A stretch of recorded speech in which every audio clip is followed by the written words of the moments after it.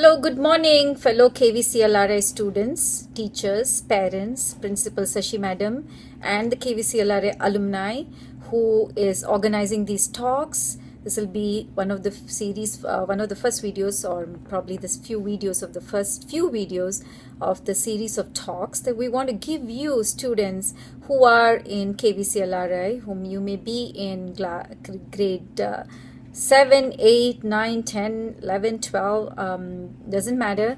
If you understand me, I am happy.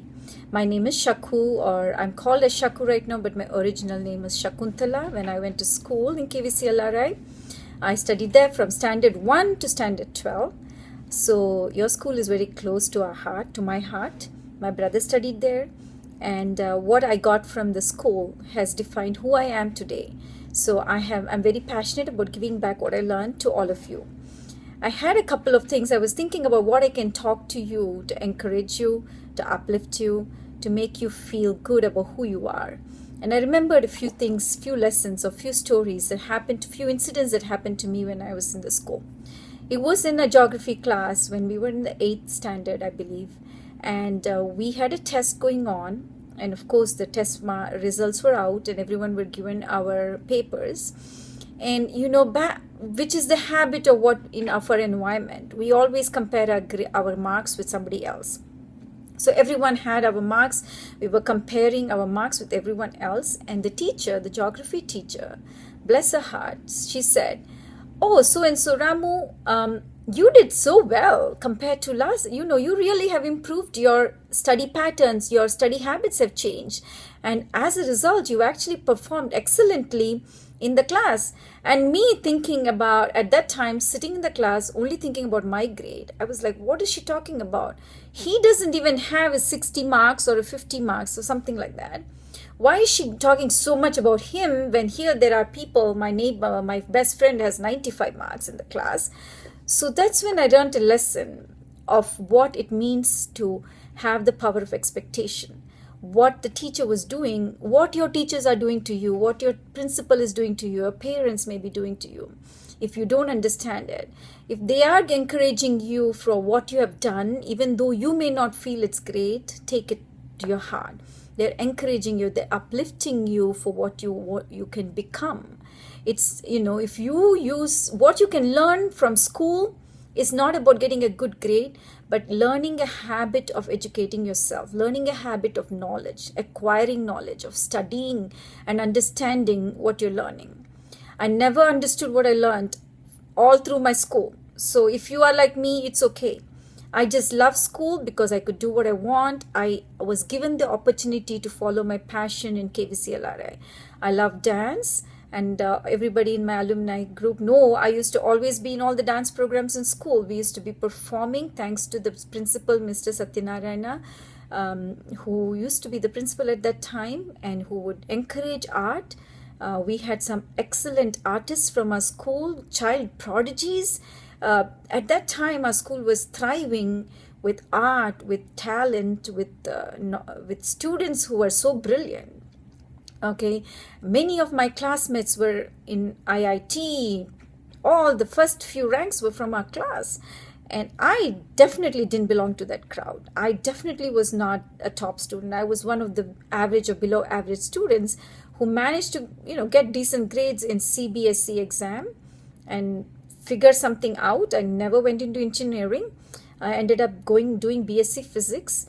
And thinking that maybe my goal was engineering and I didn't put the effort for it, but actually my heart was not there. So what I want to encourage all of you from that story is understand that you are in an environment that if you take it right to your heart, you can get uplifted. You will be encouraged. You can actually perform better if you understand what the teachers are teaching you. Second story is about what I want you to get out of this story is what you can do in your life. It's a small instruction, it's an action item. Many of you might not have heard of this game, but there is a game called poker. Poker is a game that's played it's a gambling game. And what it is the person who has, I guess if you have a lot of poker chips in your hand, you have a better chances of winning.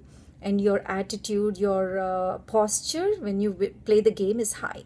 So there, when if you play the game and you have been dealt with the poker chips and you only have 10 poker chips in your hand, and somebody else who's sitting next to you has 50, 100 or 200 poker chips, his chances of winning are better because he will take more bets to lose than you could with the 10 poker chips. So what does that have to do with my talk today? My talk today is about writing down your poker chips. What are your poker chips in your life? Can you sit down as a little kid, as a 9-year-old, 10-year-old, talk to your mom and say, Mom, so-and-so auntie from Chicago sent us this homework. The homework is we have to write a list of everything we did to make us proud of who we are from the ages of 0 to 7, 7 to 14, 14 to 18. Whatever you did, Mom, help me remember, what did I do good? What did I do right? If your mom doesn't remember, maybe your dad, your grandma, your grandpa, your sister, your aunt, your uncle, or you yourself have a lot of good memories of things you have done. Maybe you came first in the sports day. Maybe you were in a competition, in art competition in school and you came first. Or maybe you participated in an art competition. Maybe you were so shy, you never would even stand up in class, but you stood up and answered the teacher's question.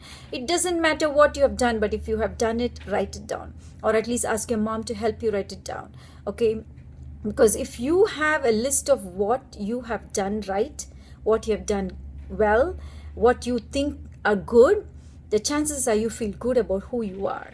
You may be a student who is a great student and very good in studying, and you get good grades, and everybody is proud of you, and I'm proud of you too, and so are your teachers and your and the parents.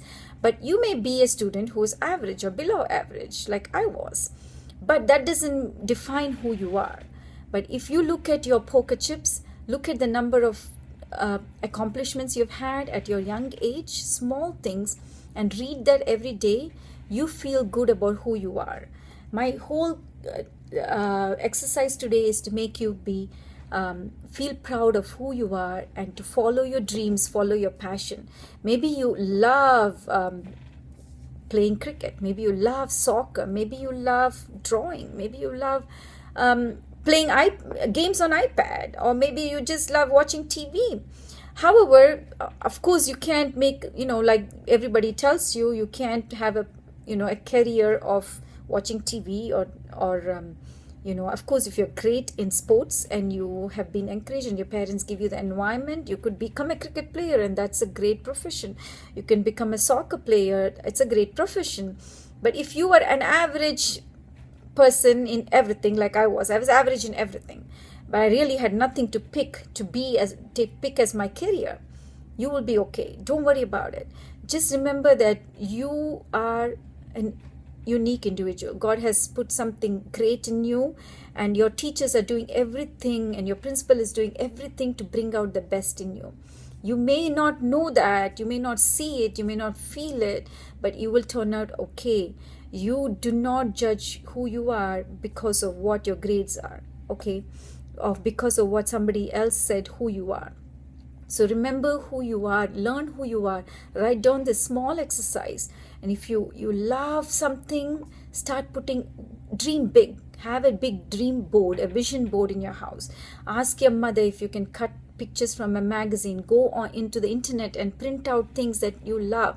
Maybe you love driving beautiful cars. Maybe you like to have a beautiful home. Maybe you love going out and helping out those people who need more food, more shelter. Maybe you like to be a doctor. Anything that you love, put it down. Don't be shy. Don't be afraid. Nobody is going to ridicule you for what you want to be.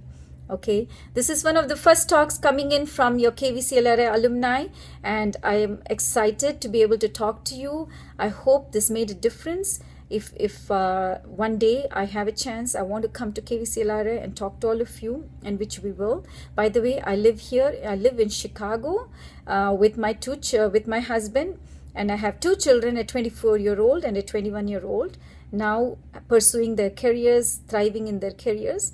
But I am very passionate about talking to the Kvclri students, and we really love you all, and we want the best for you. Remember, you are a winner. Thank you.